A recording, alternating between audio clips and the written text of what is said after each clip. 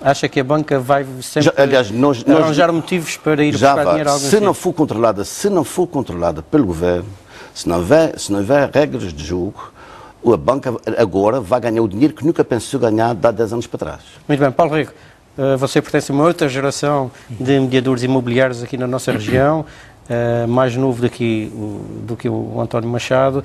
A sua perspectiva também é assim tão pessimista ou tem um otimismo mais... Não, se calhar vês as coisas de uma forma um pouco diferente. Estão um pouco a ver porque temos que entender que isto são ciclos normais de economia. Mais oferta, menos oferta, mais juro, menos juro, mais dinheiro disponível para vender, menos dinheiro disponível. Portanto, e face a isso, temos que saber reajustarmos as nossas empresas e as nossas atitudes perante o que está a ser posto em causa ou o que está a ser posto no mercado. Mas o que é que vocês sentem neste momento no mercado? Eu sinto que isso é assim, estamos a passar um ciclo difícil, que também é preciso. Temos que entender que estes ciclos negativos de economia e de crises, hipotéticas crises e crises mesmo também, são necessárias no mercado, porque acho que estávamos a atingir um patamar de inflação e de subida de preços fora de normal para a nossa região. Portanto, isso teve que parar.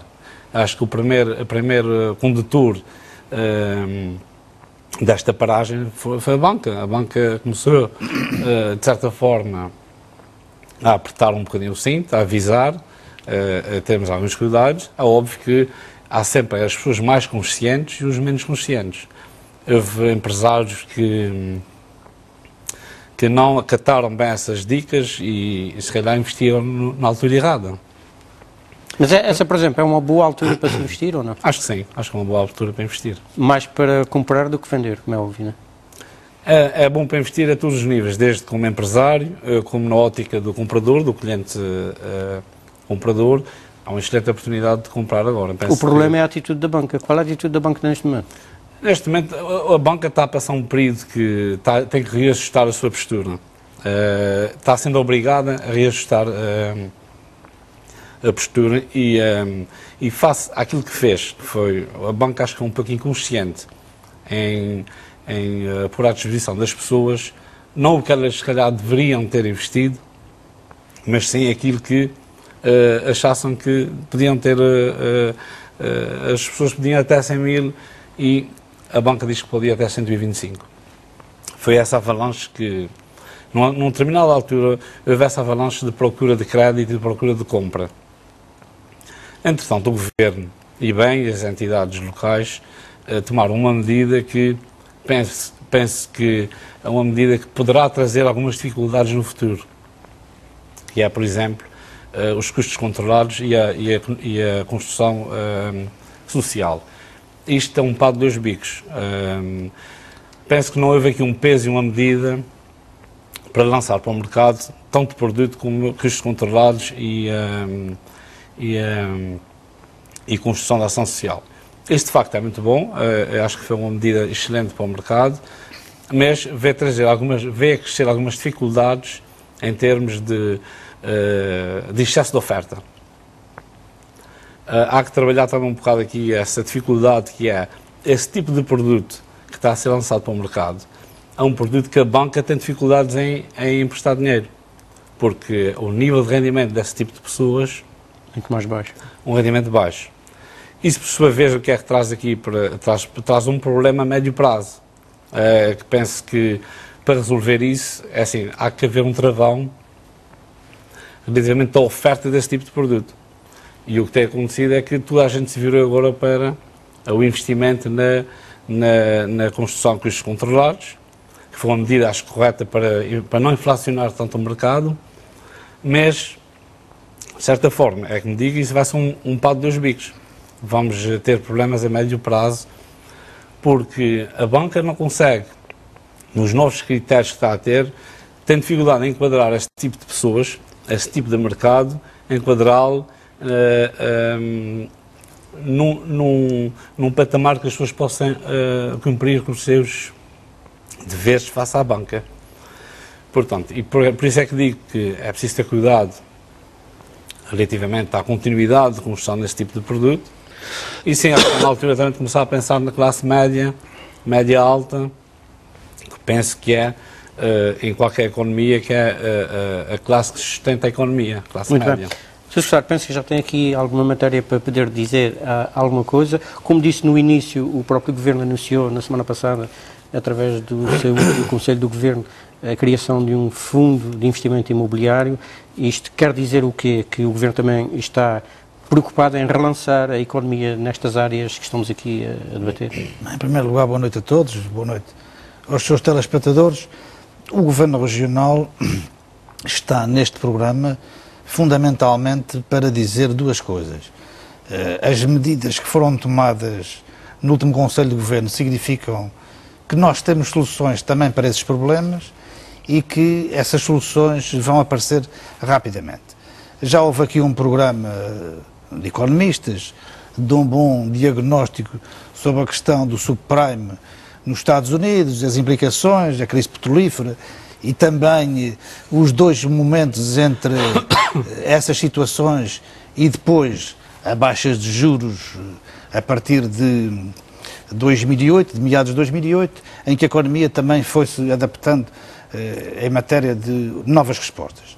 Mas nos Açores é preciso também perceber que a construção civil é um setor que abrange o setor imobiliário e abrange fundamentalmente, como foi dito aqui, muitas empresas que têm poucos trabalhadores, com alguns problemas de qualificação e também de faturação, que tem aquele valor que o Sr. Engenheiro Albano falou.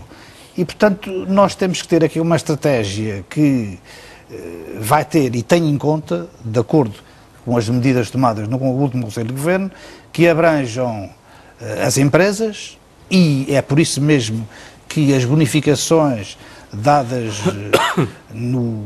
na linha de crédito até 40 milhões são superiores para empresas com menos de 50 trabalhadores. Isso vai de acordo à questão das nossas empresas, 70% delas terem de facto menos de 50 trabalhadores, tem a 10, como se falou, e por outro lado também a outra linha de crédito dos 100 milhões de euros que serve para renegociar a dívida e entra em linha de conta também com as taxas de juros, para além da questão do spread, vão permitir que a banca se aproxime das dificuldades, porque o Governo é também parte mútua nesse acordo e é avalista desse acordo que há de ser e está sendo firmado com a banca. Portanto, há aqui um cenário de confiança para as empresas, confiança fundada, que está também acompanhada de outras medidas de investimento público. Nós ainda esta semana fizemos uma adjudicação, que toda a gente ouviu, da variante da rabo de peixe, que por acaso são empresas regionais, porque às vezes fala-se nas empresas regionais, mas curiosamente é preciso também dizer que são 3 empresas regionais que se reuniram em parceria e ganharam a empreitada.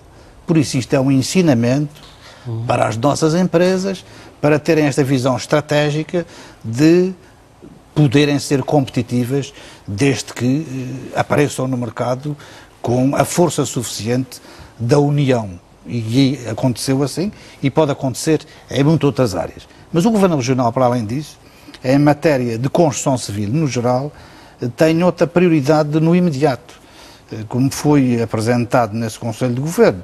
E já foram dados alguns sinais, o Sr. Presidente do Governo também já tinha falado nisso, quer no faseamento das obras, quer sobretudo naquelas obras que às vezes o Governo fazia por administração direta e elas vão passar a ser executadas por empresas mais pequenas, empresas que tenham esses tais 10 ou menos trabalhadores, mas que por todo o lado fazem uma rede na economia regional onde o trabalho e o emprego é fundamental para milhares de famílias, como se viu aqui. E, portanto, isto é imediato. Nós já começamos a fazer isso. Ou seja, administrações diretas que eram feitas pelo Governo Regional estão a ser agora convidadas as empresas, ao abrigo do novo regime da lei da contratação, que, como se sabe, tem uma aplicação nos Açores, pelo Decreto Legislativo Regional 34 de 28 de julho e que acaba também por nos dar novas perspectivas. Até quando?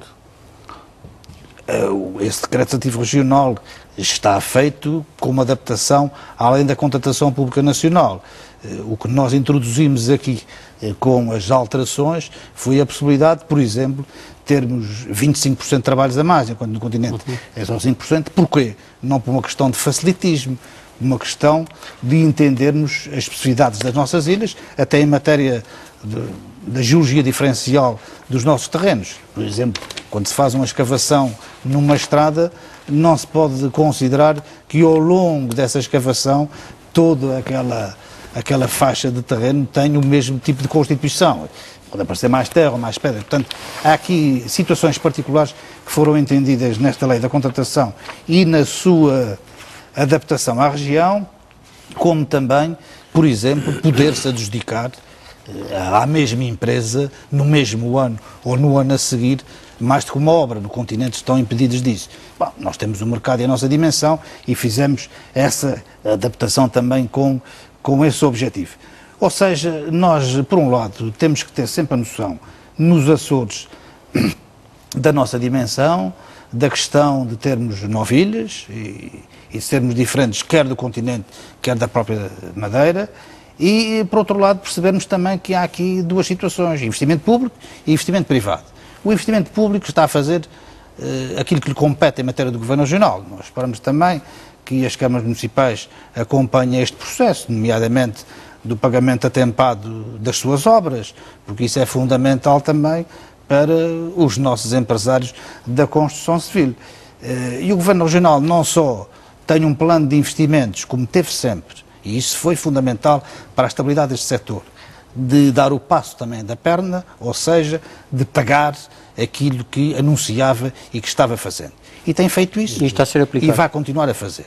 Portanto, esta é a garantia dos empresários que sabem que as obras anunciadas e as obras que vão ser também agora submetidas à aprovação da Assembleia Legislativa Regional para a feitura do plano de 2009 dão a garantia aos empresários num sinal claro de que o setor tem um determinado plafond de investimento alocado às obras e que isso significa também que a economia real vai funcionar porque os pagamentos são atempados. Ou seja, o senhor está a dizer que não há razões para que o setor esteja preocupado da parte do investimento público, que neste não há momento o que é que do Governo Regional. 50% Sim, mais que 50%, mas obras públicas, um pouco mais de 50%. Mas é preciso ver que nós também fizemos uma trajetória positiva nesta matéria, como fizemos em vários indicadores. Nós às vezes falamos da construção civil, mas já lá vai o tempo. Em 1996, o consumo de cimento eram 185 mil toneladas e nós passámos para uma média das 300 mil toneladas. E isso significa, de facto, uma variação brutal sob o ponto de vista do crescimento que está na economia, sem ter havido um grande aumento da população. Portanto, isto significa, de facto, que este setor da construção civil cresceu. Não, nós não podemos ver na baixa de 5 mil toneladas ou o aumento de 5 mil toneladas grande variação. Se nós conseguirmos manter na ordem das 300 mil toneladas o consumo de cimento e as próprias licenças de construção, que este ano tiveram alguma variação, na ordem dos 1.800, 2.000 licenças, em termos de edifícios licenciados, isso acabou adaptado à nossa economia. E também, temos que dizê-lo, não é necessariamente obrigatório haver, em matéria de licenças de edifícios, também uma subida exponencial toda a vida, porque a própria oferta vai condicionar a procura. Claro. Aliás, foi o senhor que anunciou, ainda há pouco tempo, alertou para o facto de a construção não ser indefinida, não é? Isso não é contínuo. Mas mesmo assim é preciso ser rigorosos, é preciso sermos rigorosos também na avaliação desses parâmetros. Por exemplo, a média da série estatística entre 1996 e 2000 foi de cerca de 1.500 licenças. De 2000 a 2004 subiu para mais de 2.000. Isto significa que houve aqui um grande salto, um grande movimento. Mas antes de 96 era muito menos. E, portanto, há aqui uma evolução gradual que significa também que o valor mais baixo, em termos anuais, de 96 até o ano 2008, é mesmo assim, em termos anuais, superior ao valor mais alto antes de 1996. Portanto, há aqui uma diferença clara nestas questões de números.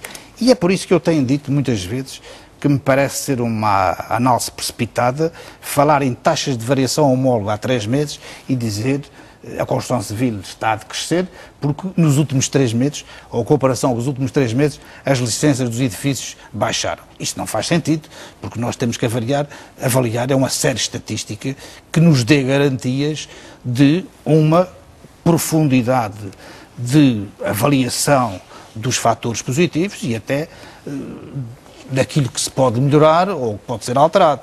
Porque também não faz sentido, por exemplo, como eu tenho ouvido alguns analistas políticos de falarem na taxa da variação homóloga a 1 ano. Se nós formos comparar, por exemplo, as licenças de construção no mês de janeiro do ano passado e elas tiverem sido muito altas e o mês de janeiro deste ano forem baixas, isto não é um sinal para que a construção civil esteja em baixa, porque no mês de fevereiro isso pode voltar a subir. E, portanto, há aqui necessidade de equilibrarmos as nossas análises numéricas com séries estatísticas que há 4 anos nos dão uma medida da média, quer do cimento, quer dos edifícios, para além de uma coisa que é de todos conhecido hoje, que é o facto de um edifício com 100 apartamentos ter só uma licença de construção. E, portanto, isso também já não é um fator de grande rigor na análise do estado, da arte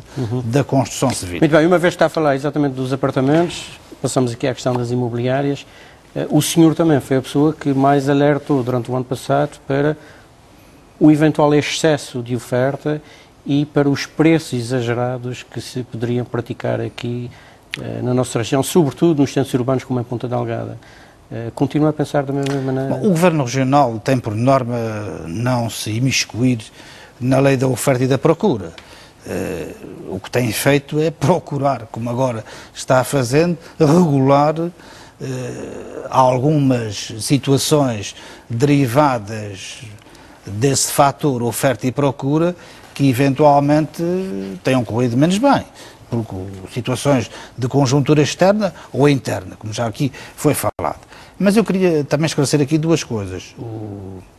A questão dos rendimentos médios das famílias açorianas nos Açores é superior ao continente.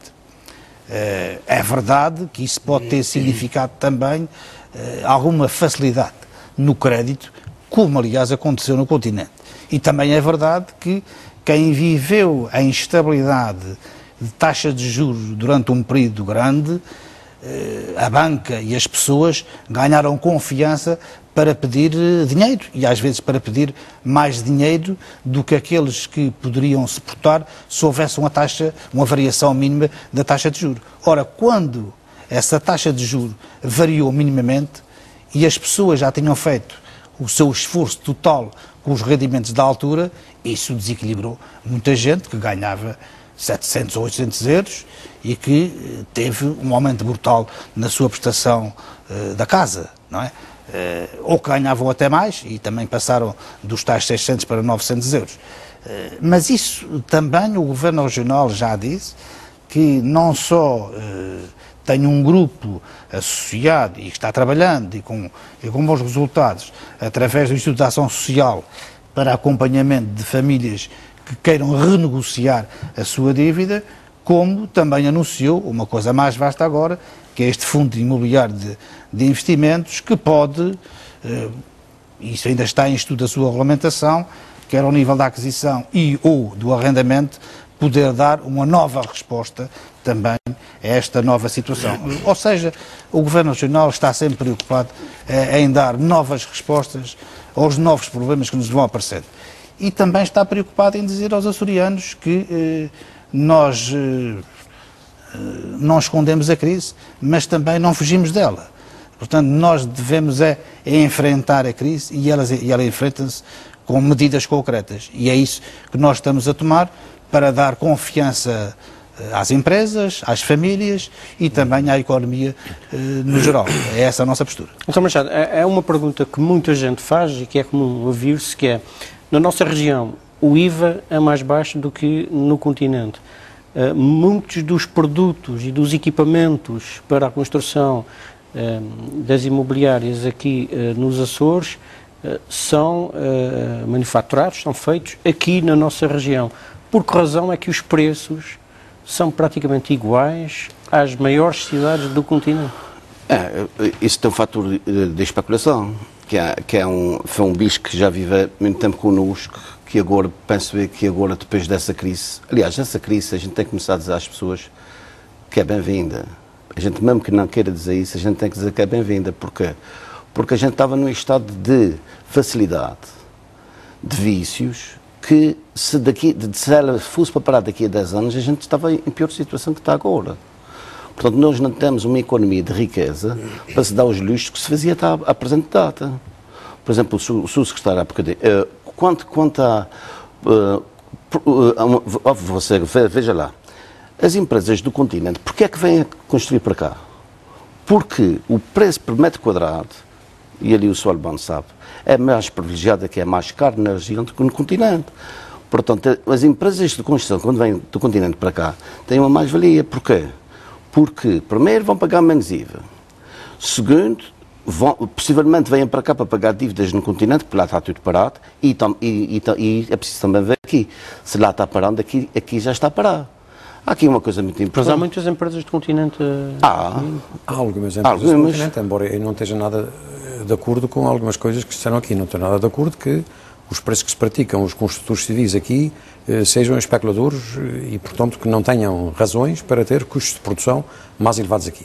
E os custos de produção são mais elevados aqui, primeiro porque eles pagam, de facto, transporte de muitas das mercadorias que têm, segundo porque, atendendo a alguns dados que eu dei aqui no início, a produtividade da nossa mão de obra, a produtividade das nossas empresas, considerando a nossa dispersão, a falta de meios potentes e capazes que existem, o nosso tipo de construção, que está longe de ser, como nas grandes metrópoles, em que a construção muito da base industrial, com muito equipamento produzido em fábricas, que depois é assemblado. Os nossos edifícios são edifícios feitos no local por processos de construção absolutamente tradicionais na maioria dos casos. E, portanto, nós temos custos de produção que são efetivamente mais caros aqui. Eu não acho que haja especulação. As empresas do continente vêm para cá por outras razões. Primeiro, são raras as que só vêm a construir, portanto as empresas estabelecem aqui porque existem fatores que lhes são favoráveis. Algumas arranjam sedes aqui, fazem empresas de base regional, mantêm o nome do continente e põem à frente Açores, porque existe aqui um programa de incentivos. Os impostos aqui, como sabem, em sede de IRC são mais baixos.